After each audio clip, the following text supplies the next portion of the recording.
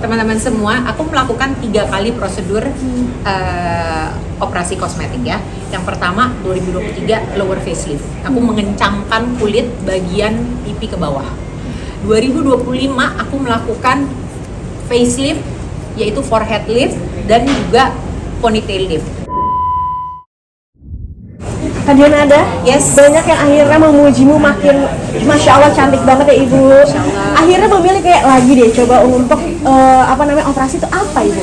Enggak. Sebenarnya ini tuh tidak mungkin pengeluaran sekian banyak ya. Aku tuh kayak spontanitas, kayak tiba-tiba bangun tidur terus gue besok mau berangkat operasi hidung deh, yuk gitu. Nggak kayak begitu. Jadi semua jadwal sendiri, cosmetic surgery yang aku akhirnya lakukan itu aku perencanaannya udah bertahun-tahun sebelumnya, karena aku tahu biaya yang diperlukan tuh nggak murah gitu. That's why makanya aku tahu aku mesti nabung. Aku tahu bahwa, tapi kan memang gini, kalau kita di dunia entertainment ini adalah bagian dari istilahnya modal kita kerja gitu ya. Sama kalau kita mau buka warung kelontong, modal kerjanya ya kita mesti beli bahan-bahan yang mau dijual ya apa. Kalau aku sebagai orang yang berada di orang panggung ngerti, mamah dulu cerita modal kamu untuk bekerja adalah ini yang harus kamu lakukan gitu. Dari mulai mungkin apa, perawatan kecantikan sama dokter yang ada di sini, klinik kecantikan, olahraga ya, jaga stamina, jaga fisik, jaga kesehatan, jaga makan, jaga penampilan selalu setiap saat, selalu update dengan fashion, selalu update dengan dunia musik yang ada di Indonesia dan di dunia, selalu mengupgrade skill. Itu udah bagian yang nggak bisa terpisahkan. Jadi udah tahu nih, oke, karir aku udah sampai segini, sehingga jadi gini, satu hal yang aku perlu cerita dulu yang mungkin banyak yang nggak tahu, bahwa sebenarnya aku itu adalah orang yang sangat amat penakut dengan segala yang berbau-bau dengan urusan medis ya. Mau diinfus aja tuh kadang-kadang sampai susah orang bisa dari vena aku tuh sampai kesusahan karena aku saking ketakutan, sangat amat takut.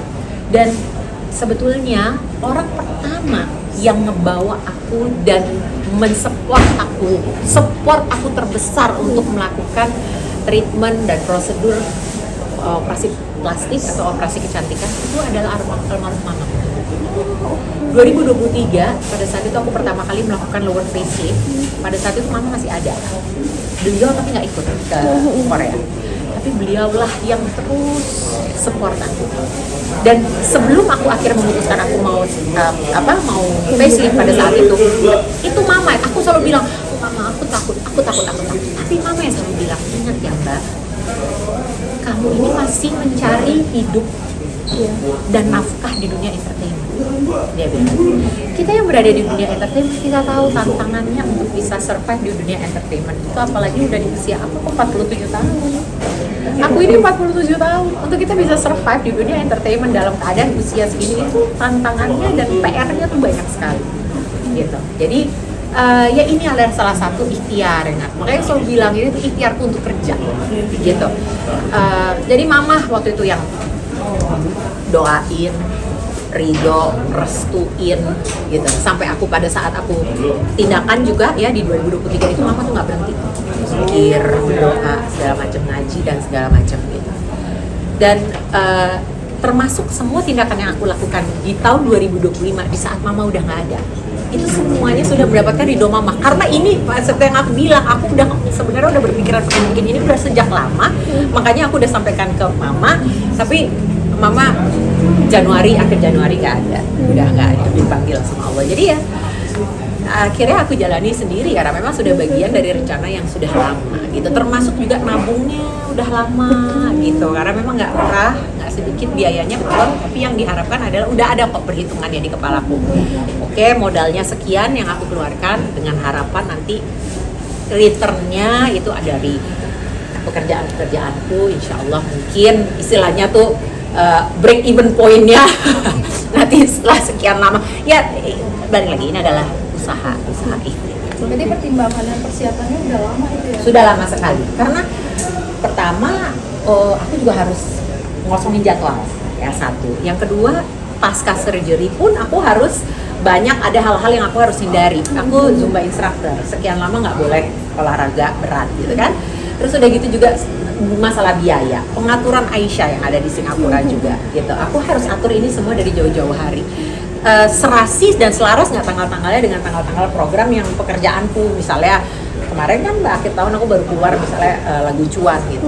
Ya, jangan sampai aku cabut ini ke sana dalam keadaan masih dalam masa promosi. Jadi semua nabungnya juga udah sejak lama gitu. Jadi bukan keputusan yang baru dan memang keputusan yang lama. Bahkan kemarin waktu aku rhinoplasty itu di Bangkok kemarin, yang aku sampaikan kepada dokterku, dokter Kosit, beliau ya, aku bilang sama beliau begini, dok, saya ini melakukan ini karena saya mau kerja. Ini buat pekerjaan saya. Saya ini bekerja sebagai seorang entertainer, orang panggung. Dan pekerjaan saya mostly mayoritas itu berada di kamera, di layar kaca. Jadi aku tunjukin sama beliau tuh YouTube-nya aku lagi live di acara-acara televisi, supaya beliau bisa lihat, oh wajahku tuh kalau di kamera tuh kan agak berbeda sama kita ngelihat asli kan. Oh wajahku tuh ternyata kalau di kamera tuh kayak begini gitu. Nah ya udah itu, jadi beliau lihat dari situ dan akhirnya di situ beliau jadi tahu, oh iya ternyata yang dibutuhkan adalah ini untuk membuat dia istilahnya lebih ideal, serasi dengan bentuk tulang pipi, bentuk mata, bentuk dagu, bentuk bibir gitu. Apalagi semenjak aku menjalankan 2 kali menjalani facelift ya itu kan otomatis jadinya rahangnya jadi lebih tegas gitu ya, tulang pipinya jadi lebih tegas. Walaupun aku tidak, untuk orang tuh sampai bilang kayak ini pasti banyak banget yang dirombak gitu. Jadi aku nih ya teman-teman semua, aku melakukan 3 kali prosedur operasi kosmetik ya. Yang pertama 2023 lower facelift, aku mengencangkan kulit bagian pipi ke bawah. 2025 aku melakukan facelift, yaitu forehead lift dan juga ponytail lift. Fungsinya adalah untuk mengencangkan kulit bagian tengah sampai ke atas. 2 minggu lalu aku melakukan rhinoplasty gitu. Jadi itu yang aku lakukan. Jadi kalau ditanya ini kan banyak yang ngomong itu pasti di rumah dagunya semuanya udah ini, enggak. Jadi memang itu yang aku lakukan. Tapi kalau boleh tahu mungkin biaya dan sampai mengosongkan, apakah sudah di-prepare? Jadi sebulan full kita harus kerja keras ya, atau gimana, Bu? Betul sekali kayak begitu. Perhitungannya harus kayak begitu. Karena kan sampai sekarang Aisyah juga tinggal masih Singapura. Yang notabene masih menjadi salah satu negara dengan biaya hidup termahal ya. Jadi sudah aku pikirin banget. Makanya mungkin orang bisa lihat, sebenarnya sih kelihatan kok di sosmed aku suka sharing gitu. Kadang-kadang aku kerja bener-bener paksain dari pagi sampai ketemu pagi. Alhamdulillah ya, aku seneng dan aku semangat ngejalaninnya karena aku pernah ngerasain berbulan-bulan, bahkan lebih dari 1 tahun itu aku hampir tidak punya penghasilan. Jadi aku stranded di Singapura, nggak bisa keluar dari Singapura, nggak bisa kerja, aku tidak punya income. Aku nangis tiap malam sama Allah. Aku bilang, ya Allah kasih aku kerja, kasih aku nafkah. Dan sekarang akhirnya Allah, alhamdulillah, Masya Allah, Allah berikan aku pekerjaan. Dan mungkin untuk itu ada hal-hal yang harus aku korbankan gitu. Dalam tanda kutip ya, tidurku, nggak bisa sering-sering ketemu sama anakku mungkin ya. Dan yang hal-hal lain lah, misalnya kayak ya aku harus melakukan hal-hal lain yang mungkin agak sedikit ada pro ada kontra gitu. Tapi makanya aku nggak pernah ngeluh capek, nggak pernah ngeluh apa ya. Tapi seperti tadi dibilang, memang udah dijadwalkan, kita harus kerja, kejar setoran nih supaya nanti kita ada kemampuan untuk bisa melakukan. Ini kan Mbak Renada melakukan 3 prosedur tadi ya. Nah sebelum melakukan 3 prosedur ini mungkin perawatan kulitnya sebelumnya apa sih mungkin? Ada dokter ya, botox semuanya ya yang ada di sini. Cuma memang aku tidak pernah melakukan benang dan filler di muka, di bibir aku filler ya, tapi di muka, bagian muka lain memang aku hampir tidak pernah melakukan filler. Makanya kemarin pada saat aku facelift, pada saat aku rhinoplasty juga menjadi lebih, dalam tanda kutip bisa dibilang lebih mudah prosedurnya karena itu gitu. Tapi perawatan kecantikan ya kenceng banget aku lakukan sebelumnya, rutin sekali. Aku punya dokter yang memang udah jadi langganan aku di Jakarta ini, di mana aku selalu datang ke sana rutin untuk perawatan kecantikan. Sudah jangankan kita yang berada di dunia entertainment ya, ibu rumah tangga pun sekarang sudah rutin melakukan perawatan kecantikan ke klinik kecantikan gitu. Jadi hal biasa. Kan tadi kakak juga pernah treatment di Korea ya. Sekarang kenapa pilihannya di Bangkok? Ya memang beda karena beda prosedur yang mau dilakukan. gitu. Kebetulan aku bersyukur banget pada saat aku melakukan facelift, aku mendapatkan dokter terbaik menurut aku, dokter terbaik untuk facelift. Menurut aku dia yang terbaik. Kenapa? Karena aku sudah melihat hasil-hasilnya beliau gitu ya. Jadi hasil-hasilnya beliau sebelumnya, hasil-hasil faceliftnya itu aku suka banget karena scarnya tidak kelihatan, hasilnya sangat amat natural, orangnya tidak berubah, tetap menjadi mbak, cuma lebih muda aja 10 tahun. Nah gitu, udah nggak jadi orang yang berbeda. Itu faceliftnya dia. Nah untuk rhinoplasty ini memang harus hati-hati banget karena ini kan center ya, di tengah-tengah wajah. Dan ya udahlah, kita udah bisa lihat di sosmed segala macam orang bilang bagaimana ini satu hal ini merubah wajahku gitu. Jadi harus hati-hati sekali dan memang harus pilih dokter yang cocok dengan apa yang kita mau gitu. Jadi sebelum aku akhirnya berangkat ke Bangkok itu aku sudah melakukan banyak sekali riset. Neng punten, Neng boleh minta tolong sambil direkam? Maaf ya, sambil direkam boleh nggak? Maaf ya, nggak apa-apa, di pause sebentar supaya bisa iklan. Biar a day in my life-nya bisa masuk ya, bisa banyak stoknya. Tadi nih pakai di ini aja, ngelanjutin yang tadi. Maaf ya, Nggak apa-apa sebentar ya. Oke. Jadi aku bisa balik ini, tunggu sebentar, maaf yuk, biar kita bisa banyak stok gambar. Bener. Oke. Buatlah konten Kak. Ya betul. Yuk, nah oke, langsung ya. Jadi di Korea 2 kali aku pergi ke sana, 2023 dan 2025 itu aku pergi ke dokter yang sama. Karena dua-duanya sama-sama facelift. 2025 rhinoplasty itu aku sebelum ini setengah mati, panjang banget riset yang aku lakukan. Dan aku nanya sama banyak sekali orang, tapi mostly memang 2 orang waktu itu yang aku banyak tanya itu adalah Karen Melano dan Ivan Gunawan. Yang banyak aku mintain pertolongan, aku tanya info dan segala macam. Dan memang akhirnya aku jatuh pilihanku untuk melakukannya di Bangkok bersama dengan seorang dokter namanya Dr. Kosit. Beliau adalah seseorang yang memang namanya sudah terkenal sekali, terbaik di dunia untuk rhinoplasty. Dan aku lihat hasil-hasilnya beliau semuanya aku suka, nggak ada yang nggak suka. Biasanya kalau aku ngelihat dokter gitu, aku ngelihat hasilnya tuh mungkin dari 10 hasil ada 1 yang aku bilang, tapi gue kurang suka deh yang ini gitu. Yang 9 nih bagus-bagus, tapi yang ini gue kurang suka. Nah kalau ngelihat hasilnya dokter Kosit tuh ngelihat 50 hasilnya dia 50 aku bilang, wah bagus gitu. Jadi akhirnya memilih beliau, termasuk juga riset rumah sakitnya, karena rumah sakit yang di Bangkok itu dia memang dedicated, jadi rumah sakit yang diperuntukannya khusus untuk plastic surgery. Jadi memang sudah bukan klinik, tapi dia memang hospital gitu. Jadi itu bisa terlihat dari ya kesiapannya mereka, peralatan, teknik dan segala macam gitu. Memang kita sudah sangat amat terkenal, terbaik gitu.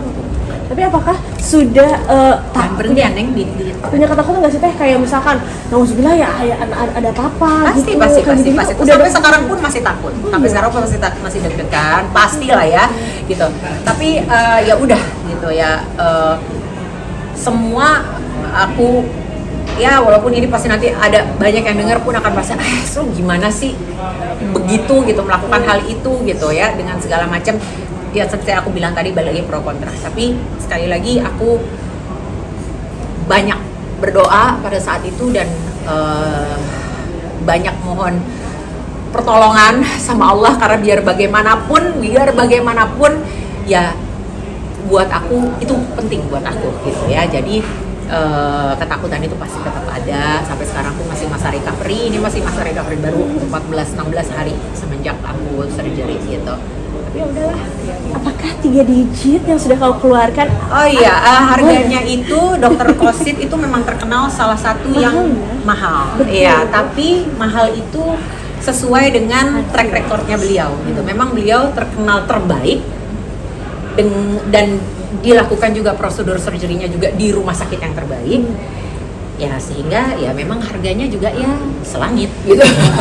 Kalau ditanya berapa harganya itu untuk virgin nose, bilangnya virgin nose ya. Virgin nose itu maksudnya hidung yang belum pernah melalui prosedur operasi atau filler atau benang atau apapun sebelumnya. Jadi benar-benar hidungnya nggak pernah diapa-apain. Aku tuh hidungnya memang nggak pernah diapa-apain.